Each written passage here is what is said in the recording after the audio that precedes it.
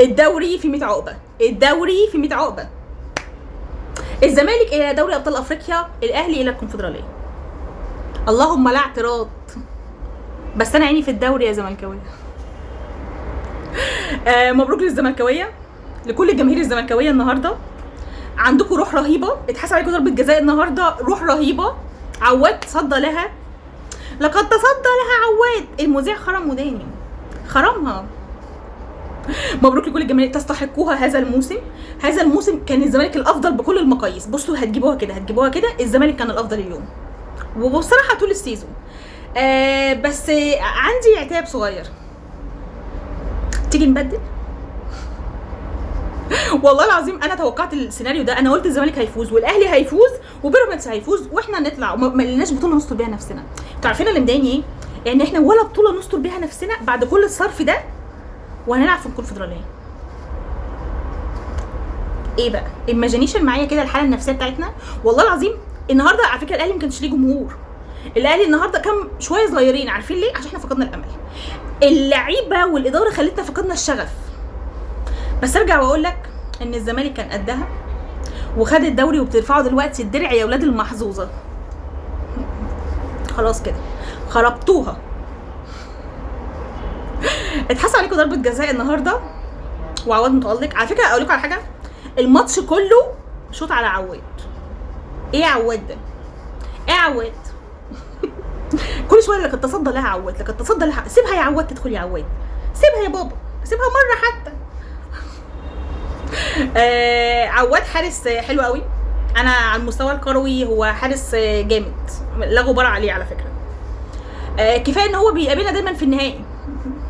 عواد. عايز اشكر كل الجماهير الزملكاويه في ختام السيزون، عشان من الناس اللي علقت لي تعليقات حلوه. بدايه انا بداتش معاكم السيزون قوي، انا بدات بعد السيزون بشويه، بس الجماهير الزملكاويه من الناس اللي كانت بتعلق لي بلطف وكانت لطيفه معايا بجد. يعني ما كانتش حتى في كلمات وحشه او كده، حتى لو اعترضت معاهم، يعني حتى لو انا من الناس اللي بختلف معاها في الراي، ما عمرها ما غلطت فيا. ده بجد والله، بجد بكلم بجد. كل فيديوهاتي لو حد حتى شايف انا كنت بختلف مع الزملكاويه احيانا، عمري ما حد تعلقت عليه وحش. مؤخرا لما فرحت شويه، لما قلت الحقيقه، هو انا مش ما فرحتش على قد ما انا. بصوا يا جماعه، انا طول عمري والله العظيم انا كنت بتفرج على الزمالك، والله هي عشان حق بدات اتفرج عليه السيزون ده. هو السيزون ده بعد نص سيزون بكام ماتش بدات اتفرج على الزمالك، لقيت الزمالك بكل الظروف دي عمال يكسب. رحت اشوف ايه الزمالك وازاي بيعملها. عارفين ازاي؟ انا كنت عايزه افهم. بدات اتفرج على الزمالك، لقيت ان الزمالك عنده اصرار رهيب، جماهير تخض بطريقه مش كتره على قد ما هي. عارفين في حماس، في وفاء زياده عن اللزوم في الزمالك. اكتشفت ان الدعم الاول لنادي الزمالك الجماهير. يعني اكتشفت ان الجماهير بتحرك اللعيبه في نادي الزمالك. احنا عندنا لعيبه عليها ربنا، اللي ما جابوا لنا حاجه نستر بيها نفسنا، والله عليهم ربنا. فلوس واخدين، مكافآت قابضين، ما اعرفش ايه واكلين، كل حاجه عندنا والله العظيم ما يستاهلوا حتى اللقمه عندنا. عارفين اللي هو اجوعك طول السنه، ما يستاهلوش. لكن نادي الزمالك لا، يعني جماهير الاهلي فضلت تروح وراهم، ما عندهمش دم، والله ما عندهم دم. جماهير الزمالك بقى النهارده طلع لهم جون، اتحسب لهم ضربه جزاء. الجماهير لا صامده والله.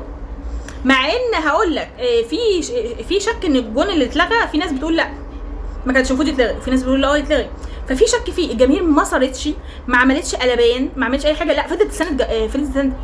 بص اصل في الوقت ده مش وقت قلبان، مش وقت شتيمه في الحكم، خلاص كل حاجه كده حسبها.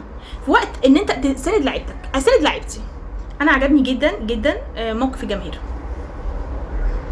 بشكر جدا جماهير الزمالك المره الثانيه هذا السيزون. انا فرحت قوي ان انا اول ده سيزون معاكم اكمله. انا ما بداتش معاكم من بدايه السيزون، بس ده اول سيزون ليا معاكم.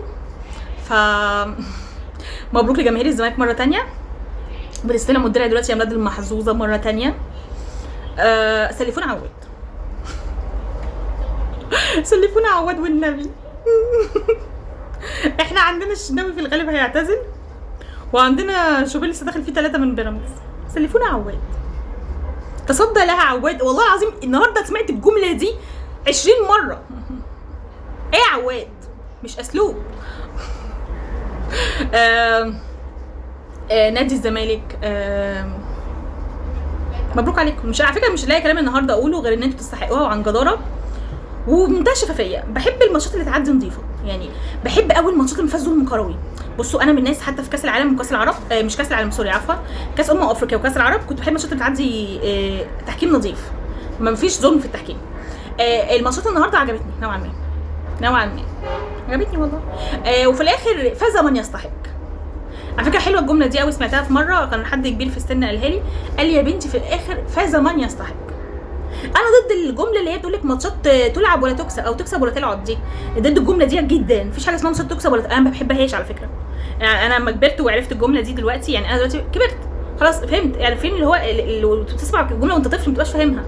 انا لما كبرت عرفت انها جمله غلط. لا، فاز من يستحق دي اكتر جمله صح، لان فاز من يستحق السنه دي. انا كنت غير راضيه ان الاهلي حتى لو فاز بالدوري على فكره كان هيتبني على باطل. ليه؟ لان احنا ما عندناش اسس نبني عليها. قلت لها بدايه السيزون الناس هاجمتني الاهلاويه، ما عندناش اسس نبني عليها، والله ما عندنا. قلنا يا جماعه هندخل لو خدنا حتى الدوري هندخل كنا هنقول نفسنا هنسكن بقى الصفقات دي ناجحه، فيجي السيزون الجديد انت كأنك بتعمل حاجه بايظه مقطوعه، فاهم؟ لازم تجيب حاجه جديده يا حبيبي. احنا كنا والله فاز من يستحق. مبروك على الزمالك الدوري.